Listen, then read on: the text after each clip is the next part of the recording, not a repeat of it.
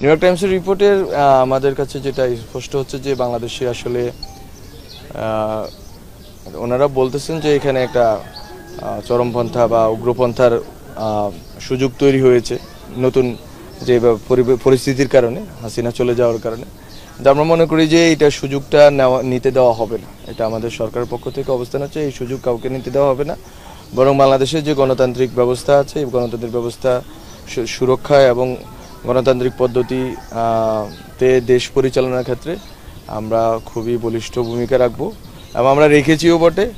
এবং সামনে থেকে আমরা চেষ্টা করব বাংলাদেশে যাতে হচ্ছে যে কোনোভাবে উগ্রপন্থা, কোনো ধরনের উগ্রপন্থা, ধর্মীয়, রাজনৈতিক কোনো রকম উগ্রপন্থায় যাতে বাংলাদেশে মাথাচাড়া না দিতে পারে এবং বাংলাদেশকে যাতে আমরা একটা গণতান্ত্রিক যে রূপান্তরের ক্ষেত্রে ডক্টর মোহাম্মদ ইউনূসের নেতৃত্বে আমরা কাজ করছি, এটা যাতে আমরা সাধন করে যেতে পারি এবং নির্বাচনের মাধ্যমে যথাসময়ে আমরা যাতে গণতান্ত্রিক একটা রূপান্তরে ভূমিকা রাখতে পারি, এটা হচ্ছে আমাদের একমাত্র চাওয়া।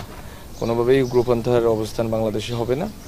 আর এক্ষেত্রে সরকার আলোচনা করেছে, অনেক সময় সতর্কতা দিয়েছে, কিন্তু আমরা মনে করি যে আমরা যদি দেখি যে আসলে আলোচনা এবং সতর্কতার মাধ্যমে সমাধান হচ্ছে না, তাহলে আমরা হার্ডলাইনে যাব এবং সেটা খুব শীঘ্রই যাব যদি আমাদের সেই পরিস্থিতি আসে এবং আমাদের কথা যদি বিভিন্ন কমিউনিটি যদি না শুনে এবং আমাদের সাথে যে ডায়ালগের সম্পর্কটা যদি রক্ষা না করে। একটা রাষ্ট্রের যেই সুযোগ অনেকেই পেয়েছেন, কিন্তু সুযোগের যদি সদ্ব্যবহার না করে যদি কেউ সুযোগের যদি দুর্ব্যবহার করেন এবং যদি সুযোগ কাজে লাগিয়ে যদি দেশকে অস্থিতিশীল করার চেষ্টা করেন, আমরা অবশ্যই হার্ডলাইনে যাব।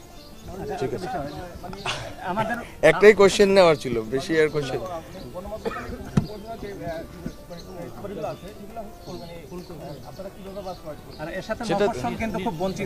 না। মফস্বল এবং ওখানকার আপনাদের যে শহর অঞ্চলের এগুলো নিয়ে বিস্তৃত বর্ণনা আছে, লেখা আছে।